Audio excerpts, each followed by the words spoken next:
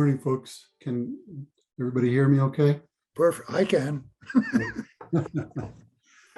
Great. I want to thank the water advocates for inviting me to speak here this Saturday morning to a topic near and dear to my heart. Just as Melanie spoke earlier about her life's work, I also share that in my history, starting from my youth growing up in Taos. I was I guess a mayor domo of sorts. I used to manage a small ditch that ran through my family's property where we irrigated apple orchards and other gardens, etc. Working the heading of the ditch happened to be on Taos Pueblo, so there was a lot of negotiations going on from time to time about ditch side negotiations, I call it. That happens frequently in the Sequia community, as well as on the Middle Rio Grande Conservancy District in a larger scale. As we wait to get the PowerPoint teed up here, just a little bit more background. I've spent some time in many different agencies. I've had some municipal water background with the city of Santa Fe, worked with the Hickory Apache Nation as their water administrator, and later as the director of their utility authority to help advance their water utility needs and other utility needs within the town of Dulce and the greater reservation of Hickory. And so now that my slide presentation is set up, we can launch into the presentation. But this morning I've been asked to wear a Middle Rio Grande hat. I'm in transition both mentally and physically from my previous job that ended on January 1, and had now completed my first week of my new job with my new hat on as the governor's senior water advisor. And all of it fits together, of course. But this morning I'm going to visit with you about my views and some of the needs that we need to address specifically to the Middle Rio Grande. So if you would advance the slide for me, is that something I can do? Or there we go. I throw this up as a starting point for the conversation this morning. There's a lot behind this chart. As Melanie mentioned about our late 19th and early 20th century water development processes, there were a lot of things that were put in place institutionally in the Middle Rio Grande that started in earnest with the passing of the Conservancy Act in 1923. That was a state legislatively approved formation of the Middle Rio Grande Conservancy District, and there was a lot of reasons for it at that time. There was horrible flooding in some years. There was a lot of drainage problems throughout the roughly 100,000 acres that were in production at that time below Cochiti Canyon, and there was 6 Middle Rio Grande Pueblos that were integrated into the community, as well as a number of Hispanic traditional communities scattered throughout the valley that had been heavily reliant on diversion and use of water for subsistence and agricultural production for the development of the Middle Rio Grande at that time. So that was put in place to solve some problems. Flooding was the main one that was a big concern because of the flooding that occurred in the early 20s and other times. And it also was put in place to help address the consolidation of numerous irrigation systems into a comprehensive system that allowed for further agricultural development, and also with an eye towards reclaiming lands that had been subbed out. That included Pueblo lands as well. And part of that, the acts of 28 and 35 did address the Middle Rio Grande Pueblos issues. as far as utilizing their lands for conveyance of new facilities, building and conveyance of water and building drainage systems, et cetera.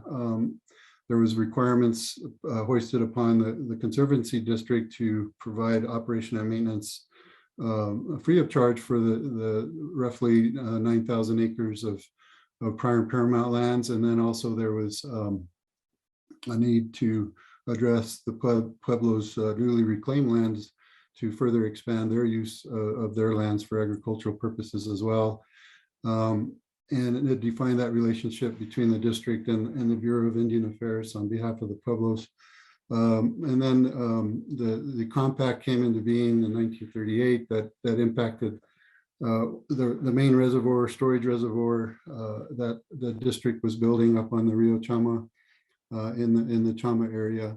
That authorized roughly about 200,000 acre foot storage vessel for supplemental irrigation for the area, and it also comprised storage needs of the Pueblos for their newly reclaimed lands. So that was a critical piece of infrastructure that was put in service in 1935. It fell under the compact as a compact reservoir, and it is certainly controlled by those factors.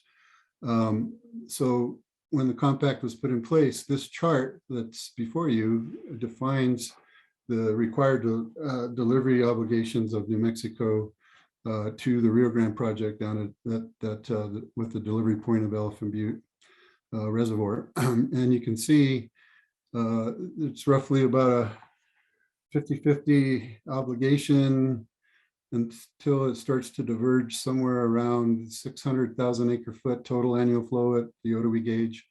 It starts to get progressively higher delivery requirements until you get to about about 1 million acre feet, maybe a little more.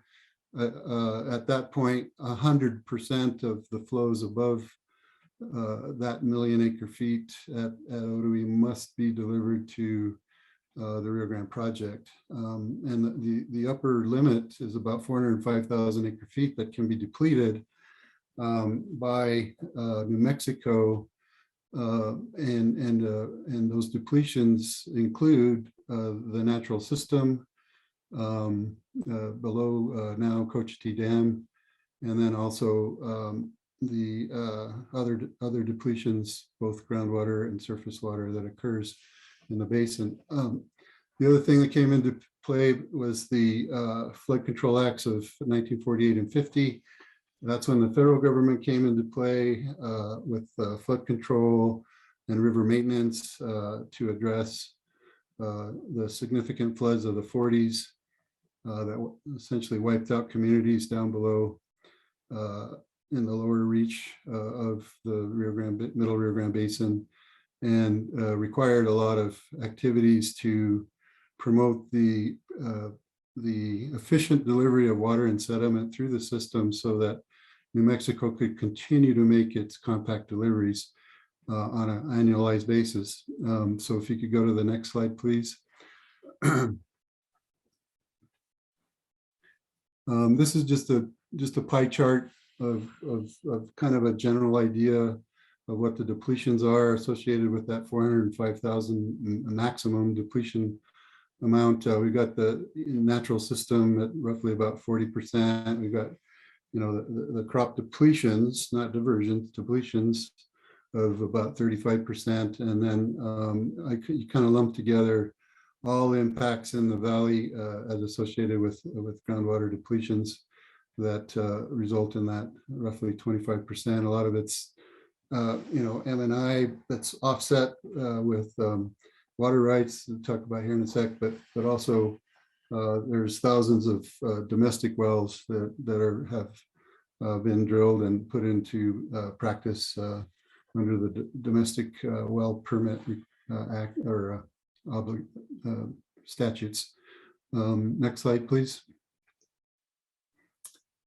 This is the very important slide, and it really speaks to what Melanie was talking about associated with the changing hydrologic setting. that we recently experienced, but we went through a similar period in the 1950s, which we're not showing here, but that was a time when New Mexico ended up in insignificant compact debit. There was some major efforts under the federal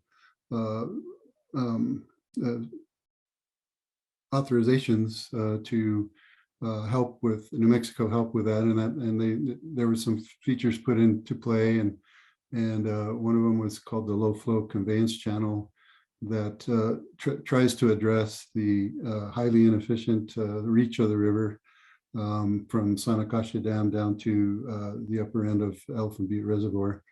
But this slide here really illustrates the nature that the background hydrology that was discussed earlier presents, and the compact recognized that by authorizing up to 200,000 acre feet of debit for New Mexico to help manage the system under the confines of the requirements of the compact. So it was a well-devised, compact. It allows for this variation. It allows for New Mexico to go into a certain amount of debit and then come back out in a certain amount of credits. And the green bars are the credits. I think there's some background noise. If someone could mute, please. And then the red bars are the debits on an annualized basis, and a cumulative process is involved. When you look at each year, it's accumulation of previous credits and debits. And as you can see, going into the early 2000s, things you start to see more debits on an annualized basis, less credits. Credits are important, though. I just want to say that there's a process involved where credits can be relinquished to the Rio Grande project, and those credits can be used to store at Alvaro. Alvaro is such a key piece of infrastructure for the maintenance and operations of the system that we've come to rely heavily upon in the Middle Rio Grande for a sustainable surface water operations that allows for both human and ecological and compact purposes to stay in balance. And once out of balance, when things begin to get out of balance, that's when restrictions occur on Alvaro. The whole cycle of delivering water in a consistent basis year in and year out begins to break down, and we no longer can fully utilize Alvaro's capabilities for managing water under the institutional guidelines that we have right now. Now, the 200,000 acre foot limit, once crossed, becomes a technical violation of the compact, and we are operating, when I say we, with my Middle Rio Grande Conservancy experience, as well as working with the Interstate Stream Commission and the State Engineer's Office, work together to operate the system in a manner that it at least hopefully prevents the inching towards violation. But you can see we've been doing that since 2019, and there's reasons for that. We've had some good runoffs, but we've had below average runoffs since 2019. And even with that tremendous amount of runoff we had in 2019, that previous slide, we had a huge delivery requirement, and we actually, the district emptied Alvaro, this carryover storage we were able to store then. We emptied Alvaro to try to prevent drifting into compact debit, and we weren't able to do it even with those circumstances. You have the higher loss reach of Sanakasha, and then we had a less than desirable monsoon period, and that's been kind of the pattern lately. Is we have moderate runoff and then somewhat hit and miss monsoons that are not of what has been experienced in other times in the Middle Valley. Next slide, please.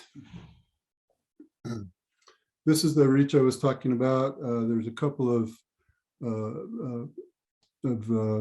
facilities and that I want to point out. The more linear one that you see running next to that open water setting on the up in the middle part of the slide is the low flow conveyance channel.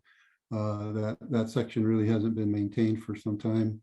And then next to it, to the southeastern side, is the actual river channel, and you can see towards the left-hand bottom slide, there's the outfall. This is the area where the low flow conveyance channel rejoins the river channel, and then there's many things that have happened over time, with the Elephant Butte being very high for a number of years and then being very low now. That is a highly dynamic system that needs constant maintenance, and the Bureau of Reclamation's river maintenance program is designed to work with the state Interstate Stream Commission Middle Rio Grande activities to make sure we have connectivity through this reach, and that we continue to dredge the Delta Channel. When Elephant Butte receded, there was a large delta left behind of sediment that needed to be reopened so that we can reconnect the river to the reservoir and provide this consistent delivery. But this area is degraded over time. We have this big body of water that has resulted here in the lower reach that needs to be addressed, as well as some other factors. But we need to do it in an environmentally conscious way. This is an important reach for the endangered species program, as well as a very somewhat remote and ecologically necessary reach for both fish and birds under the endangered species requirements.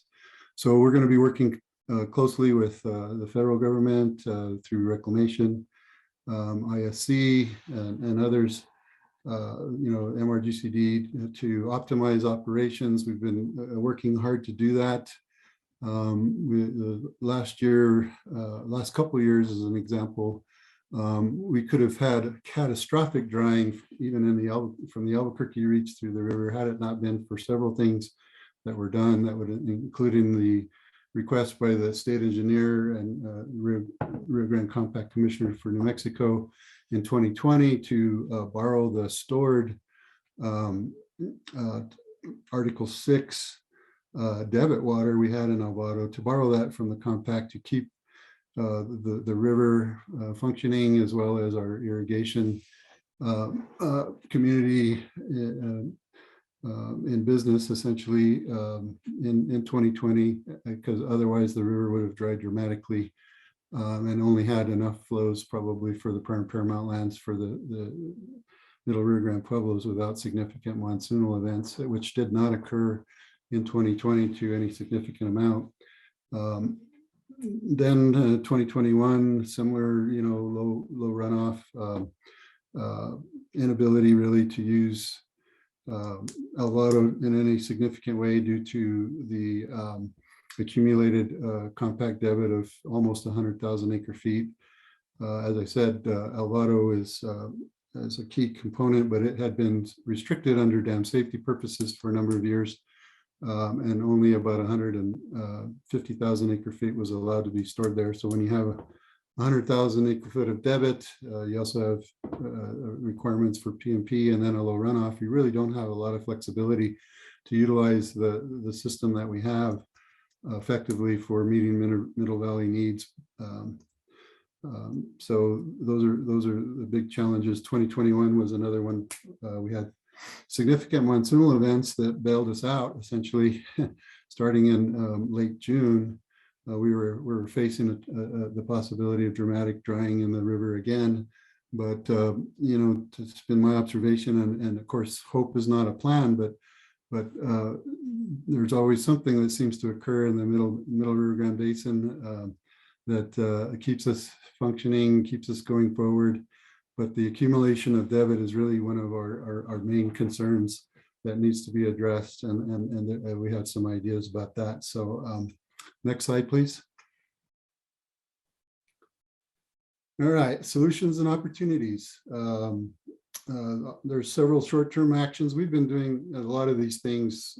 I call it kind of incrementally for years, but there's lots of ways to optimize operations. The district and the reclamation has invested significant resources in better measuring and more efficient use of the diversions, such that we've been able to reduce diversions in half, essentially, from what was traditionally done, and in some years more than half, by carefully managing the river, carefully managing our storage, but also doing it in a way that's environmentally conscious, and also trying to meet our commitments under the 2016 biological opinion.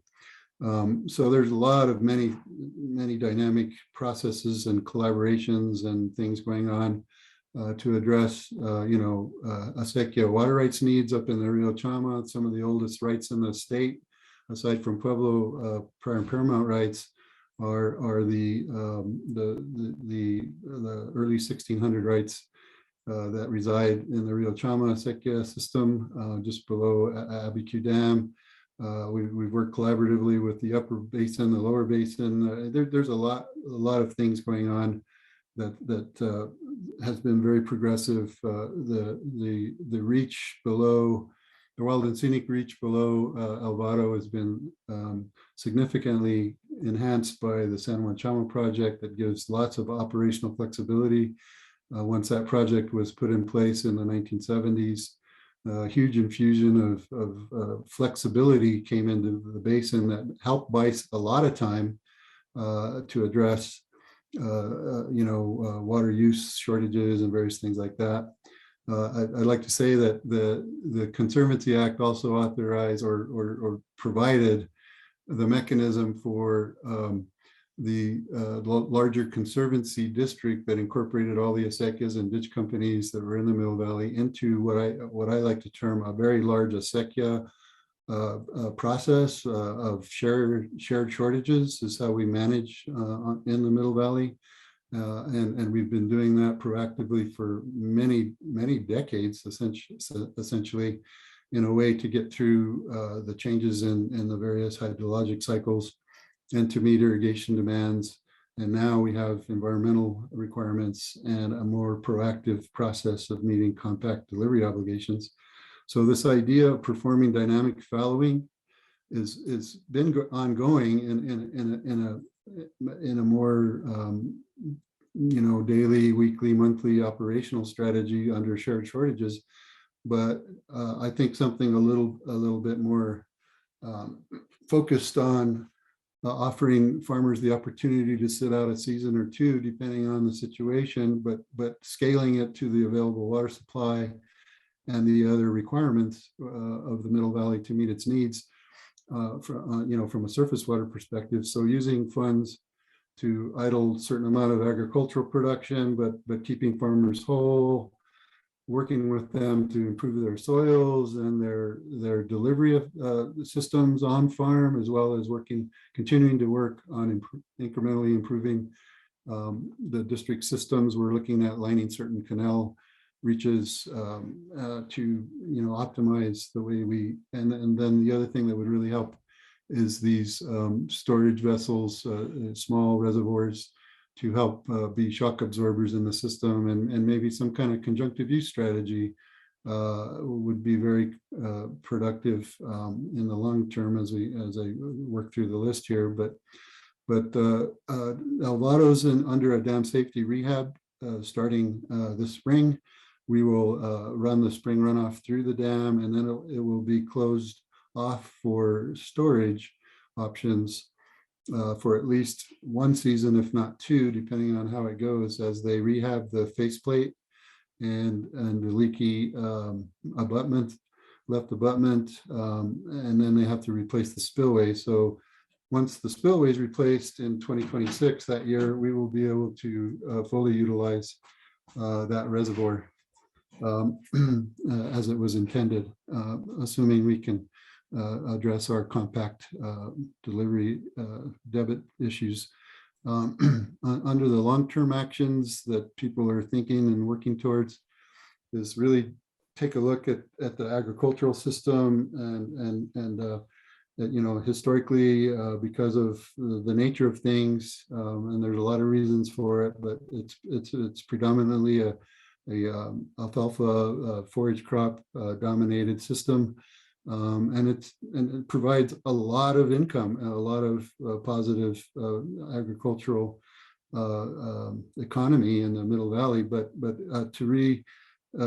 farmers are smart. They're looking at options. There's possibly different kinds of seasonal crops that they'll need to look at when water is more likely to be available during spring runoff through the midsummer, and maybe scale their operations as many people learn to do as you adapt to the realities of water shortages, et cetera. Then look at creating managed conjunctive use strategies through intensive administration of groundwater uses is another possible solution to keeping things in balance, but it has to be done in a very deliberate and concerted way. As Melanie mentioned about EBID, we've looked at some of the things they're doing, and we've got a couple of projects already on the books, ready to work with NRCS on right now, and that's address stormwater capture, treatment, and use strategies. We work closely with the flood control agencies in Sandoval and Bernalillo County already, stormwater is part of the district's diversions. As a general course of business. Stormwater can also be managed in a way to help optimize compact deliveries if we have good channel conditions and possible reopening of the low flow conveyance channel to help optimize the system in that reach. And then, just general things about what Melanie was talking about is just sort of rethinking general policies and procedures and things that are going on already all around us. The Colorado River Basin is going through an intensive process there that we're heavily involved in New Mexico. Other areas are up against very similar compact problems. So the Rio Grande Compact has flexibility built in it. If the commission can get together and do some substantive changes in a collaborative environment that has been done many times in the past. And so there are some flexibilities there, but reimagining things through finding new reviews of the 20th century institutional framework that we have, and in some cases constraints against operational flexibility, like flood control, dams, et cetera. A lot of various things that we need to look at in a comprehensive way, and the Upper Rio Grande Basin study is going to be doing that through a sound scientific methodology. There's some talk that an NAS study may come into play too, but nonetheless, whatever work that's been done and the foundations that have been set over the last couple of decades to reimagine and rethink through some of the things we do in the Middle Valley that can be also expanded statewide under the roles with my new hat on is something that we'll be looking at. Next slide. I always like to close with this, with the beautiful Middle Rio Grande Valley. We all love this place. There's great public welfare issues here. We have consistently in the Albuquerque reach in particular, we have a fairly consistent amount of flows as a result of the institutional framework that we have. We have a robust agricultural economy. We have quality of life for everyone that lives here, but we're also in a transitional process that is taking agricultural lands out of production due to a lot of rapid development that is creating a challenge for the Conservancy District, as well as some of the water rights issues with pre-1907 water rights matters that is really a partial adjudication of the Middle Valley that will be an ongoing issue going forward. And just, you know, the viability of agricultural production is in question over the long term as a result of municipal development occurring at a pretty rapid pace. It's a beautiful place to live. People are attracted here. I think the COVID issues has sort of placed an eye on New Mexico as maybe a place with wide open spaces that people can come to enjoy from the urban environments that are struggling with the COVID problems. And so that's kind of exacerbated the development issues as well and could into the future. But anyways, I'd like to also close before we go into questions with just some thoughts about what I'm working on in my new job that I've been finishing my first week right now. I firmly believe in the processes that we've talked about in many forums, that a really robust 50-year water plan that's technically sound and works off of a decision-making process that includes the stakeholder involvement, as Melanie was discussing, that is so critical, and that you know, works in a collaborative environment because of the intense and passionate connections to cultural and environmental and traditional resources that has made New Mexico what it is, that we love and enjoy. And so, you know, our work will build on completing the 50-year water plan. It will have been authorized by the governor to move forward with developing a water policy and infrastructure task force that will be a hard-hitting process that we will do between now and the short session, work collaboratively with the framework that's already been established through the 50-year water plan, and use the task force to help solidify the recommendations that we want to put forward through the water plan, as well as any other, and vet really important policy issues that Melanie kind of outlined are on people's minds as we seek this tremendous opportunity that the federal funding and other things bring to bear. But there's also there's some other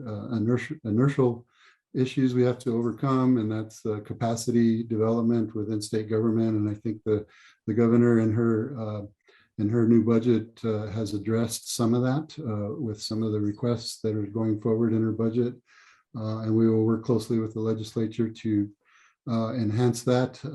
We want to work